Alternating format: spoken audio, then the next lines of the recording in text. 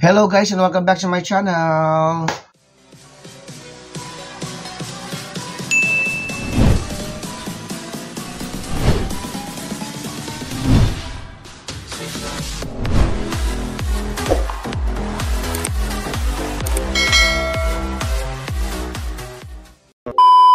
For today's video, another review na naman ang aking share sa inyo. Anyway, good morning muna sa lahat. Umaga ngayon, kagigising ko lang din talaga. At naisip ako mag-vlog kasi nga wala pa akong entry for this month. So, nagkakape muna tayo. Sarap. Dahil meron akong biniling product. Actually, lagi naman ako bumibili nito.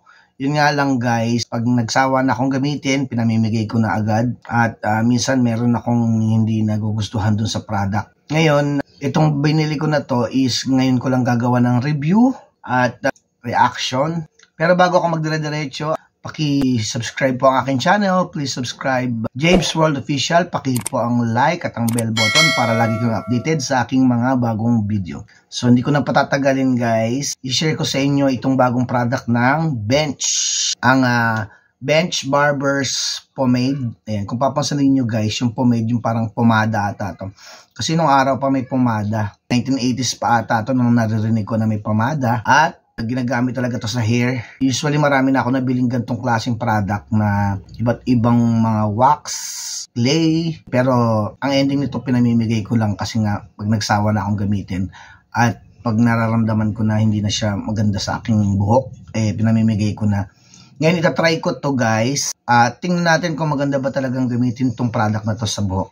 Nakita nyo na yung buhok ko medyo tarang dry na at wala nang settings, so hindi na siya naka-set up. Bago yan, nag-research ako about sa pomade na to kung paano gamitin. Basahin ko muna yung na-research ko sa Google about this. Bench Barbers Pomade allows you to be the epitome of a modern dapper man and achieve style and shine with its classic formula. Show off you sleek side with textured quip or updated from Pador using this hairstyling essential. Directions for use: rub a small amount between the palms and style hair as desired. So, ganun lang po siya gamitin.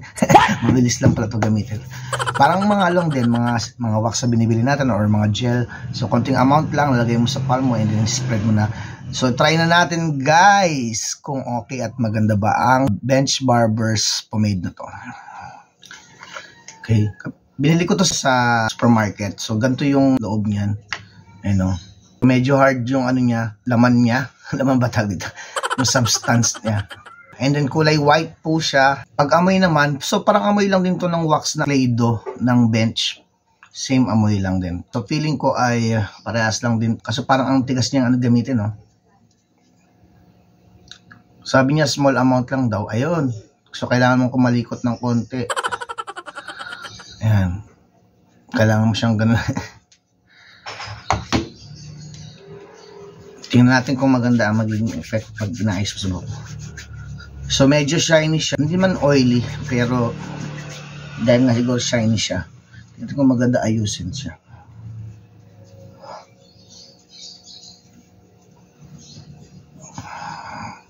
Dadagan pa natin.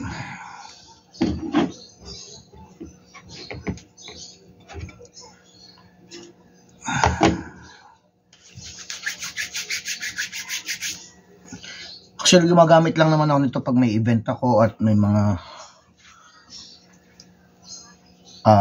big nights. Hindi ako gumagamit nito pag mga ordinary days kasi nga alam mo naman yung mga ganito mainit sa ulo. Nagkukos ng sweatiness.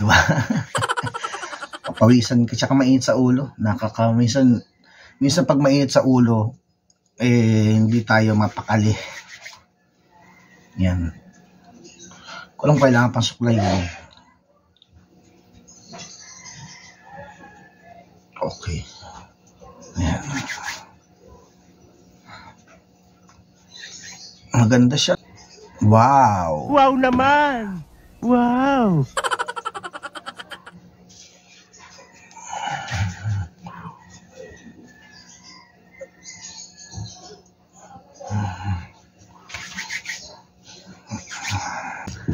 Ayan guys, so itong pomade na to ay may high shine and heavy hold. Ay dito sa kanyang label.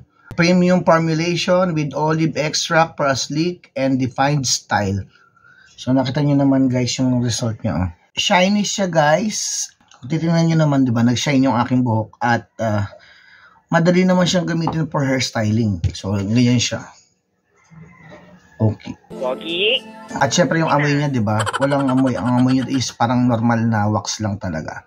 So hindi siya scented. So ordinaryong pomade lang siya or wax, no? Kung tutuusin, na mabilis mo lang maiset ang iyong buhok kung ano ang gusto mong style. About sa price naman nito is naglalaro lang to sa 150 to 200 pesos.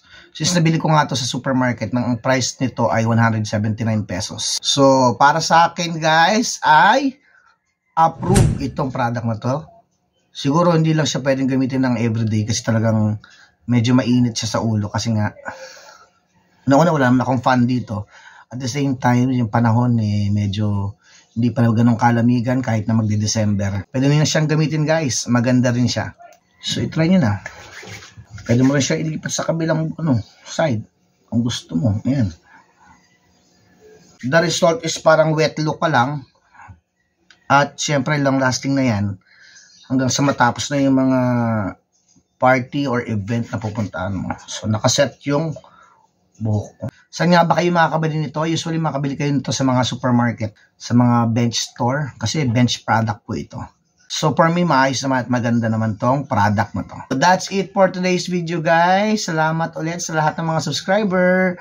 Kaya naman, magpapaalam na tayo hanggang dito na lang. Hanggang sa muli. Paalam!